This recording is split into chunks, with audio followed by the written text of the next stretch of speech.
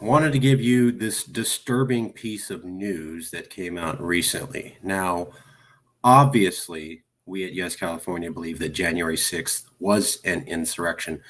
Probably not well planned and not well organized, but it was an insurrection. And scholars around the world consider the January 6th event, the storming of the Capitol by Trump supporters, to be an insurrection. Now, there's been a lot of investigation about what's been going on. Who did what? Who did that?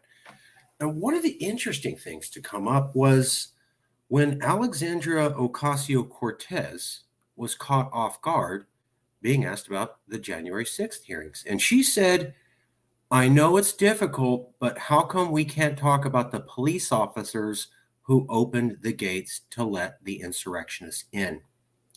That's true. There was video of police literally opening the gates to let the insurrectionists in. Not mentioned at all during the entire January 6th hearings, although they were supposed to deep dive into the truth. And then you have AOC basically admitting they couldn't be bothered to talk about the cops who opened the gates and who ordered the cops to do that. And if anybody did, we simply don't know. It wasn't covered. Well, that's a bad sign. When you say that you're going to get to the bottom of an insurrection and you literally don't look at the police officers opening the gates when there's video of them, and one of the top progressives in America outs your entire side for not doing that, bad luck. It also convinces conservatives that you were hiding something. Like, I don't know, maybe you ordered those cops to let it in so you could set up the Republicans. Now, I don't think that's true, and I don't buy that. But I also understand that when conservatives look at these issues, if Democrats and liberals don't play on the up and up, it gives them reason to believe the worst. And I've also known that conservatives, you give them one fact, they'll take a mile. They already believe the election was stolen. They already believe that January 6th wasn't an insurrection and was a good thing to do. And into that mix, you decided to hold an investigation on January 6th and not even bother to look at the police officers who opened the gates for the insurrectionists. And you think that's going to get them to shut up and calm down, or continue with conspiracy theories, given that AOC literally backed them up and said, yeah, we didn't even look at that. Well, add into that mix of distrust this recent new revelation. Here we go. I'm going to punch him out. I'm going to go to jail. I'm going to be happy. Secret Service said they have dissuaded him from coming to Capitol Hill. They told him they don't have the resources to protect him here. So at the moment he is not coming, but that could change. Nobody comes, I'm going to punch him out. This is what I would pay. They're waiting for this, for trespassing on the Capitol grounds. I've been waiting for this, waiting for trespassing on the Capitol grounds. What do you mean by that?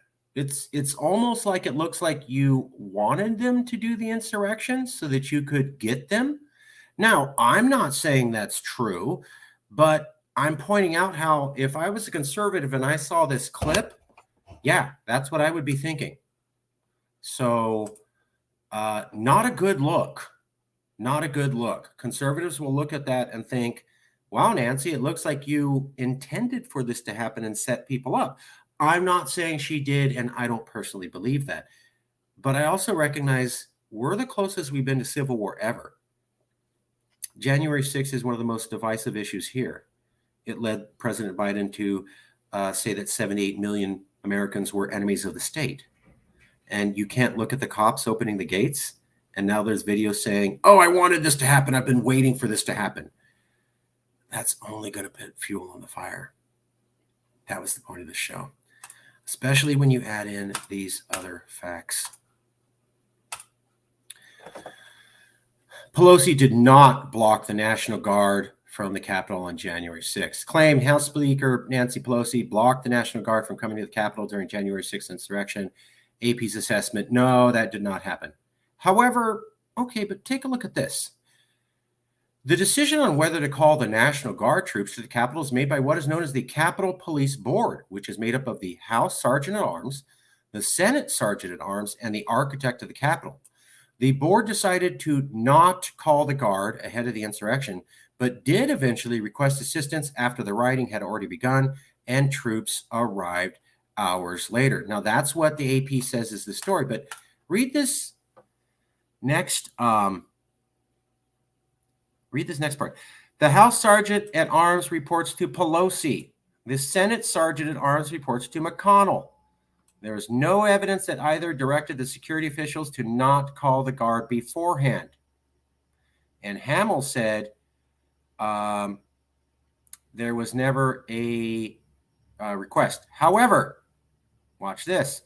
Officials on the board, along with former Capitol Police Chief Stephen Sund, have disputed each other's accounts of who requested the guard when. Both the Sergeant of Arms, who reports to Pelosi, and the police chief resigned immediately after the attack. So the Sergeant of Arms, who reports to Pelosi, immediately resigned right after the attack. But he also disputed the accounts of who called the guard and when. So we're supposed to believe Nancy did not block the National Guard. But the guy who would do that for her mysteriously left right away, so we don't know. And he also disputed what happened. So there's not actually an agreement on who did what when. That looks bad to conservatives, almost like Pelosi's lying. Now, again, I'm not saying she is, but I'm saying the AP, when they say, oh, she did not stop the National Guard, kind of leaves some controversy here. Why did Nancy Pelosi's guy retire immediately if he didn't do anything wrong?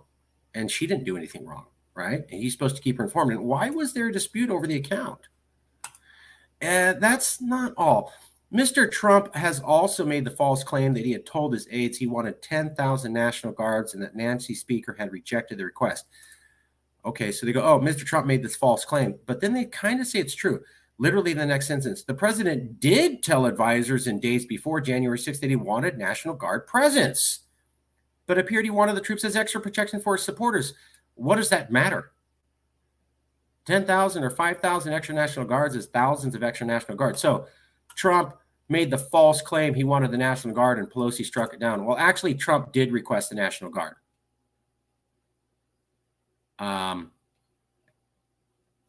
Numerous investigations, government investigations, have established that law enforcement agencies gravely misjudged the threat the January 6th could turn violent.